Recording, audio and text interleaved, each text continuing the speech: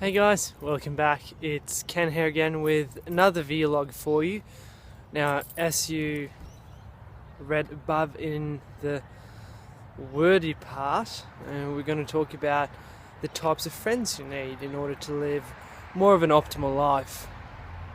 And the first thing that I see as the most important for you to grow in where you are and obviously grow into the future is to get a mentor. People talk a lot about modeling people that have already achieved what you want to achieve, which is a good thing. You need to model their physiology, their syntax, and how they think and talk. That way you can absorb a lot of knowledge in a very short amount of time. But again, don't model for the sake of modeling. You need to model people that you really look up to and that can provide value to your life. So having a mentor is really good in order for you to grow and learn new things. But the most important thing here is that when someone teaches you, make sure to teach someone else that needs the knowledge that you have. That's the biggest thing about having a mentor. You need to become a mentor yourself. Now, it's also good to have a wingman that can back you up whenever you need it. Now, we're not just talking about dating here, whether you're a man or a woman. It's good to have a wingman that you can rely on that's by your side all the time. This is your closest friend, so if you need a shoulder to cry on, that person is there for you no matter what. That is the best friend. You can have numerous of them, but if you have multiple best friends, make sure that they really provide you value in different areas of your life. And I generally recommend you having no more than 5 wingmen or wingwomen in order to not chunk up too much of your capacity and what you need to achieve in life. The third thing here is to have maybe like a work pal, someone in your workplace. Let's say if you're a lawyer and you have 5 lawyers in one office, shit can get quite boring if you all have that really boring personality that you see in movies and stuff like that. So make sure that you have one of your work pals that really light up your day, that's positive to be around and give a lot of value to you. So try to remove those negative people in your workplace, because they actually do take up a fair chunk of your time during the day.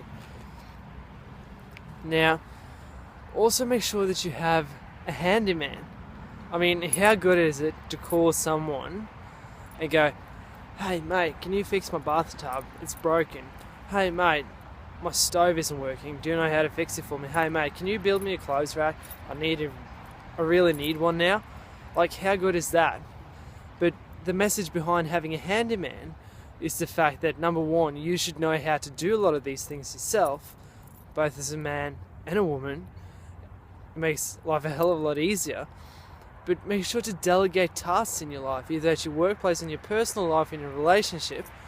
Make sure that you delegate tasks, not to induce too much stress on yourself. And also have what I call a health freak. Now, with that, I'm not telling you to get someone in your life that's pushing all of these fucking Herbalife and isogenics products on you, because they are a bit dubious, to put it mildly. But get someone in your life that really promotes a healthy lifestyle, that takes you away from all this junk food and watching TV, that makes you read good old books, with pages and ink and stuff in them, and that just really forces you to stay physically active. Like this guy coming behind me right now is out here for a walk and he's probably living a really healthy life. And in saying that, having too much of something is never good. And too much of something leads to distress in your life, and what we want to achieve is eustress in all areas of life, or stemming from euphoria, EU, from Greek, meaning something that's really good and excellent.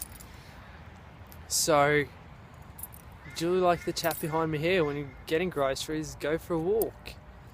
But make sure that you bring someone into your life that brings you balance. So for me, speaking from experience, I used to be quite fanatic with foods, and I never let myself out, and I started to feel guilty if I had a treat, even though if it was made from purely raw ingredients such as vegetables and raw cacao and etc., etc. and I felt guilty because it was a treat. But then my partner came into my life and she brought such a balance into my life. And here's the thing, my health has improved. Markers of my health that have actually improved, and I have a lot less stress, and I'm enjoying incredibly good foods, even though they mightn't necessarily be seen as healthy. I mean, I'm not eating junk food every day by any means. I have a very good balance, and I hate junk food. But if I want to have a homemade pizza, or I want to have a homemade caramel slice, I'm going to have that. Like, you need someone to bring you that balance in life. And having these kinds of friends and types of friends in your life, in your external environment, is going to bring you so much joy and happiness in your internal environment.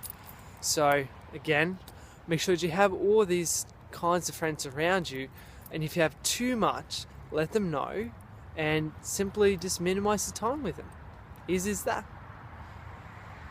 Here's a virtual high five to the 5 types of friends you need. Bam!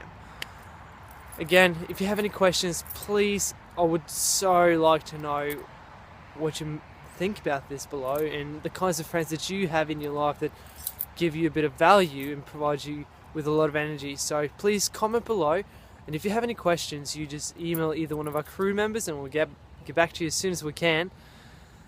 To your service, I'll talk to you soon. Bye.